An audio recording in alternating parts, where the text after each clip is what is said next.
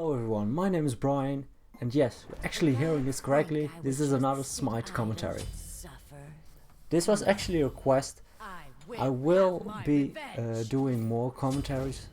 I've been really lacking with the commentaries lately because, well, I'll explain my situation. I'm in college, and for the past 2 months I've been doing an internship, and that just took like all my time.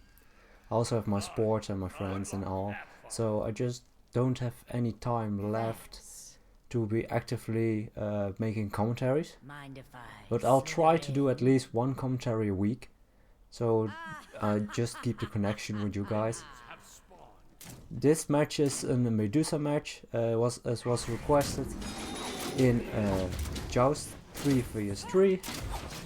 As you can see, I started with rank 2 Transcendence and I bought some potions. I figured I only need 2 mana potions because the Transcendence passive also grants me some mana. As you can see here, we start with both buffs. I get the power buff and our Nox got the mana buff and went to the wave to clear it. This makes it a bit safer to actually get into the lane. As you can see here, I take a bit too much poke damage from the enemies Sol and Scylla.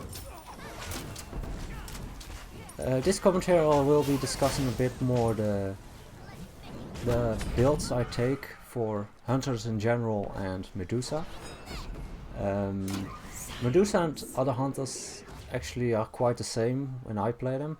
I usually start off with Transcendence if I play with a hunter that has an escape, as Medusa has with her 3. For instance, if I play AMC, it's usually depending on what I'm up against. If they have good CCs or are very skill-based, if they have a lot of skill-based abilities, like for instance small line attacks or anything like that, I'll probably start off with boots as AMC. Also as Artemis, just because you're not as mobile as the other gods with an escape. If I have an escape, I'll just go for Transcendence, just because I really like to use my abilities a lot, and Transcendence allows me to do so.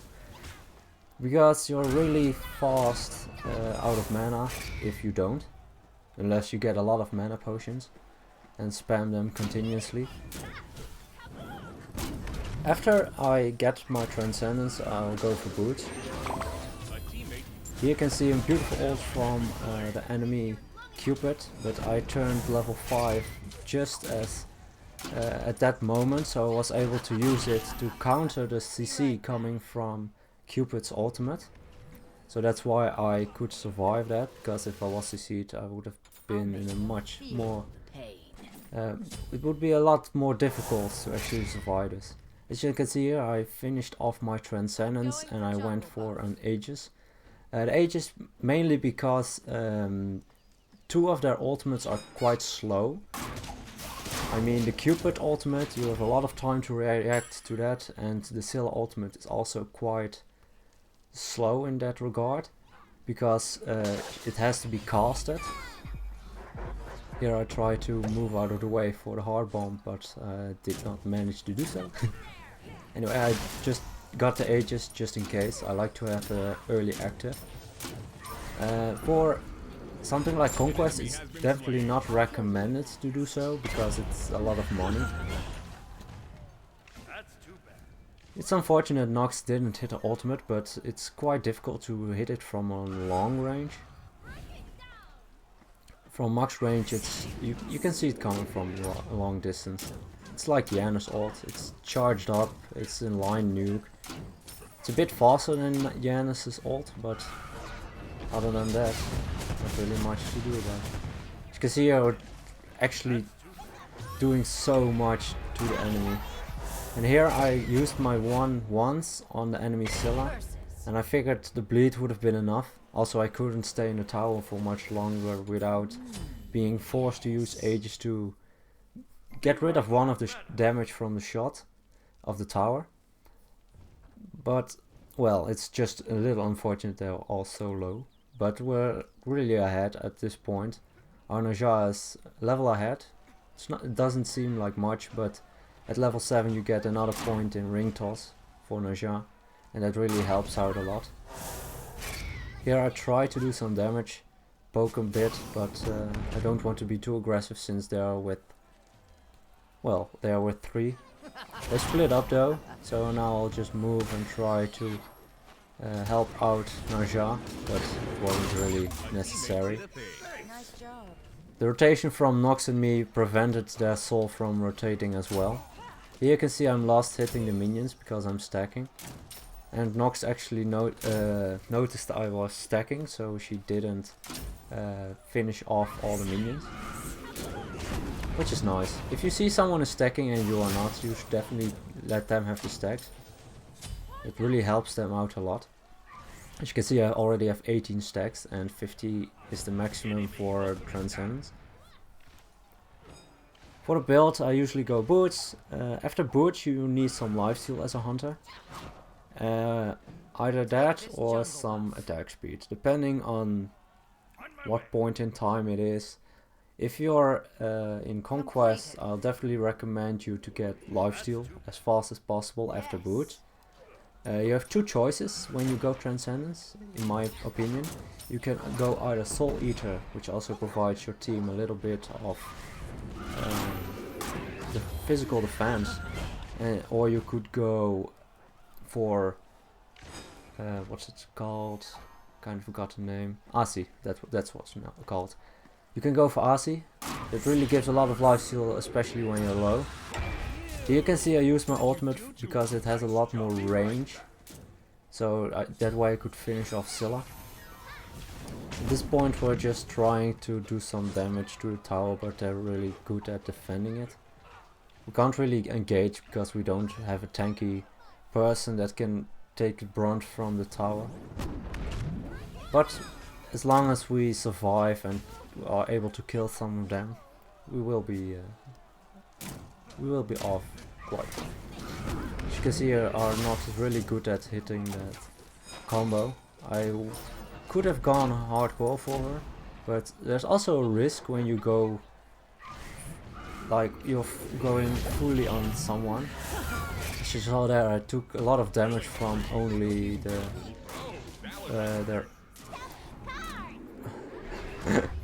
I was a bit distracted by the gameplay. As you saw there, I missed a couple of auto attacks, and that's why their Scylla was able to escape.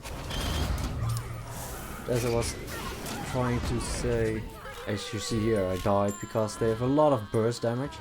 Their potential to kill you quickly is extremely high. As you can see here, I'm going for the Soul Eater this game because I figured I could use the health a lot, because they're focused on bursting us with Scylla ultimate, Cupid ultimate and Soul Her 2, which is a huge amount of burst. They can easily kill you with 2 or 3 abilities. And you don't want that to happen, so I just took it and also give some defense to our teammates, to my teammates to be honest. And well, against Cupid only, but it's always nice to have some additional defense against other hunters. It also if the enemy builds Asi and you build Soul Eater, you definitely have the edge because you have additional defense, you have more health, you have a lot of lifesteal. Asi does provide more lifesteal, but only if you have the proc from Asi. It's something, it both have something good for themselves. Asi is overall better. I'm sorry, Soul Eater is overall better, but Asi is very good late game because if you're low on health and you have a lot of crit chance and a lot of damage, you can just you can easily heal yourself up in like 2 or 3 crits in a row, like from barely any health to about 100% of your health. After you get your lifesteal, you definitely want to get Executioner. Even though these enemies aren't tanky at all, I will be getting Executioner, even if it's just for the healing reduction. As you saw, I tried to stun their Scylla in an attempt to save our Naja that ulted into their tower by accident. I wasn't able to save Naja, but I was able to kill their Scylla. As you saw here, it's a bit difficult to get Soul. If she activates her 3, she will get immunity and she's very fast. As you can see here, I tried to bait her. I am able to fire a shot at her, and we're kind of getting a feel for each other. She uses ultimate, but not really executed well. She does hit her too, and I didn't see Scylla coming, so I should have been aware of that. But my teammates are here now, and they are cleaning up. We finished off Saul, and a nice ultimate from Nox finishes off their Scylla. And again, a nice combo. As you saw that, it did a huge amount of damage. 500 on Noxus 2 and 100 per tick on a 1. And here I'm saying it's all part of my plan. It was the perfect bait. They did get all of them. Not really. It wasn't really the plan, but it's kind of nice it worked out that way. I must admit, my teammates were playing very well this game. Naja had a lot of good ultimates, and Nox, well, if Nox can hit the 2-1 combo consistently, it does a lot of damage. As you can see here, I dropped the power buff and I didn't pick it up. I did that just because I felt like both Nox and Naja could use it a lot better.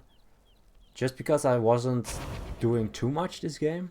I felt that way at least. I felt like they were capable of doing a lot more with it. As you see here, I did use my ultimate, but they all turned around at the right moment. I didn't use my ultimate because I was full health, and Scylla didn't really have any potential to kill me with only her ultimate at this point in game. If she was full build, I would definitely have used my Aegis, just because it would have killed me.